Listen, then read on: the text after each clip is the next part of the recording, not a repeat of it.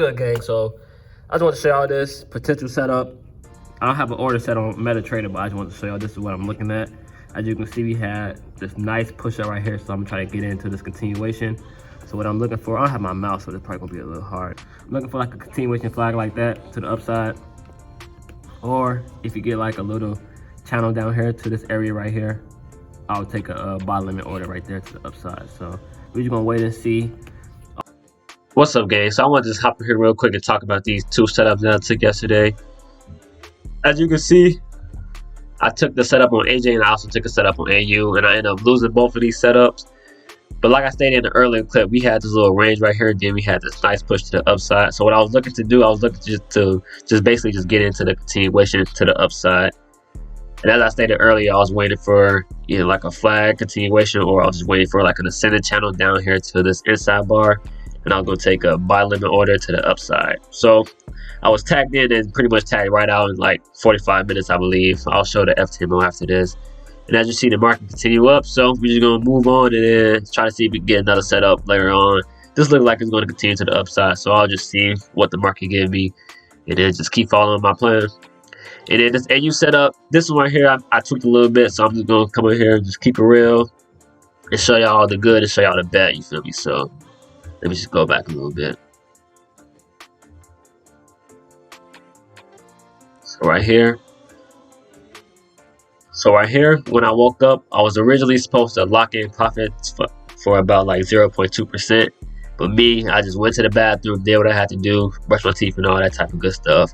And I kid you not, this next candle stopped me out in like a span of like 10 minutes. So as you can see, boom.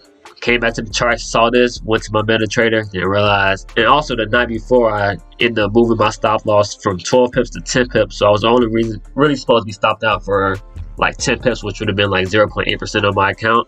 But I went to MetaTrader.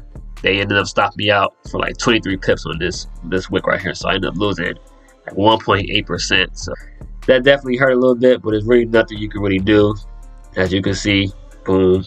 12 pips, and like you see my stop loss, you can't really see it, but it was only like 10 pips. I'll put a screenshot right here on the screen, but I guess with that large wick wasn't able to stop me out for 10 pips. So it is what it is, you feel me? It's unfortunate, but there's nothing I can do about it. Minus 2.6%. And when I saw that, I just walked away from the chart, you feel me? I just went outside, hopped on the bike, did what I had to do. We're just gonna move on to the next. I'm gonna keep y'all updated. So it's about 3 days after the last clip y'all seen. I want to just hop on here real quick and show y'all the two trades that I took that ended up passing me on my verification for the FTMO. The last trade I took in the last clip y'all seen, I entered this trade right here on the 13th, and I ended up getting stopped out on the 14th. I did take a trade all Wednesday, didn't see any setups that fit my plan. And then Thursday morning, I ended up taking this setup right here, which passed me my FTMO phase 2, you feel me? So right now, I'm about to just back up. I'm about to delete all these drawings, and I'm about to just go over everything that went on throughout the trade, and we're just gonna hop right into it. So let's get it. So as you can see, and I don't know if I ever mentioned this, but I only trade on the 1 hour time frame. So if I haven't mentioned that, I take all my setups on the 1 hour time frame. I analyze everything on the 1 hour time frame. You feel me? So let's just hop right into it. And as you can see, previous price action was kind of sloppy. We wasn't really getting any type of momentum. Just sideways movement, breaking the lows, retracing, breaking the highs, retracing, you feel me? Then we move over here, we got two large wicks on both sides. And normally with AU, if I ever see two large wicks on both sides, that normally just results into like a larger range. So what I was going to do, I was pretty much just paying attention to the price action and what happens once we break this low or once we break this high. Because as you can see, we have all this liquidity right here on the downside. We also have this liquidity up here on the upside. So I was going to be really careful to see what happens once the market breaks this low and break this high. Like, are we going to come down here and break this with momentum and to continue to the downside? Or are we going to come down here, break this low, and struggle to the downside, take out these sellers, and then go back up to the upside? Or vice versa, are we going to come up here to the upside, break this with momentum, continue to the upside? Or are we going to struggle to break this and get a push to the downside or something like that?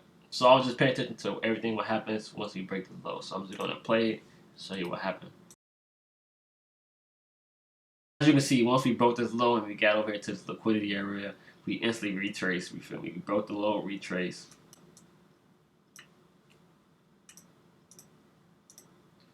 broke the low. Once again, break the low, retrace, break the low, retrace. So I wasn't looking for any sells right now. I was trying to just wait to see if we're gonna get a larger break to this upside, to the downside, or we're gonna just reverse back up to the upside and break this high. Do the same type of thought process, you feel me?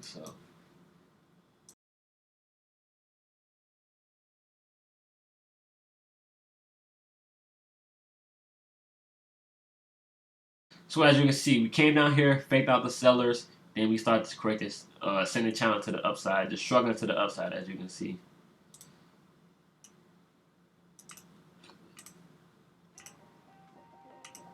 So after this, I was pretty much just waiting to see what we're gonna do after this. Are we gonna break this high with momentum, continue to the upside, or we're here and break this low with momentum, reverse to this, continue to the downside? That's what I was looking for.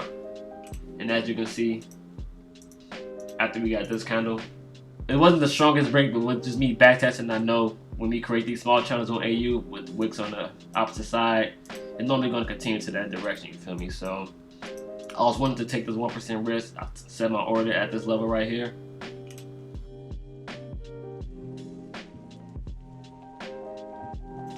$12 stop loss. I always use $12 stop loss on AU with all my setups. And as you can see, with the next two candles, we took out this entire move, this move took like a whole day, and within 2 hours, we were tagged in and took out that whole move.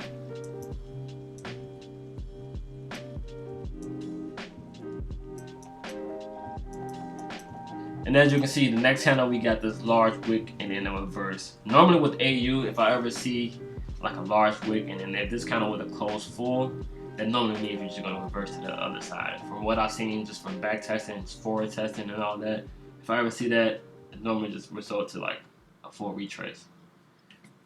But as you can see, we didn't get that full close, and we didn't get like a strong pushback to this area. You feel me? So this is not something I normally would do on my live account or just any type of account, but just to pass the challenge, I seen this opportunity to pass the challenge a little quicker. You feel me? So after I seen this candle, what I did is I moved this to 6 pips. And then I took another order at my entry with like a 5 lot, and I used a 12 pip stop loss right here.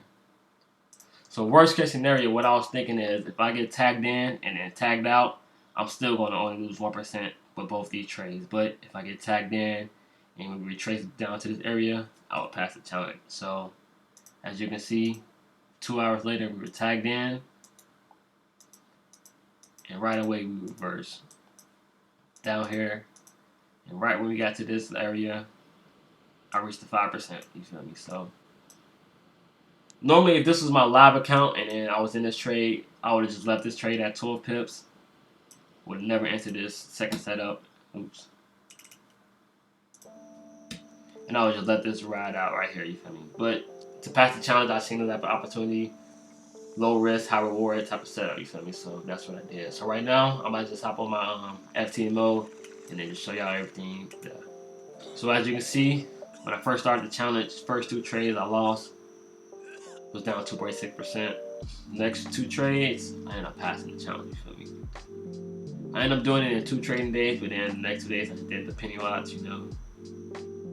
Average profit, almost 4%. Average loss, 500. I think I only took 4 trades. Yeah, I took 4 trades, and then the rest was the penny lots. Average risk to reward is 1 to 7, 28% win rate, which is kind of not true because I took those penny lots.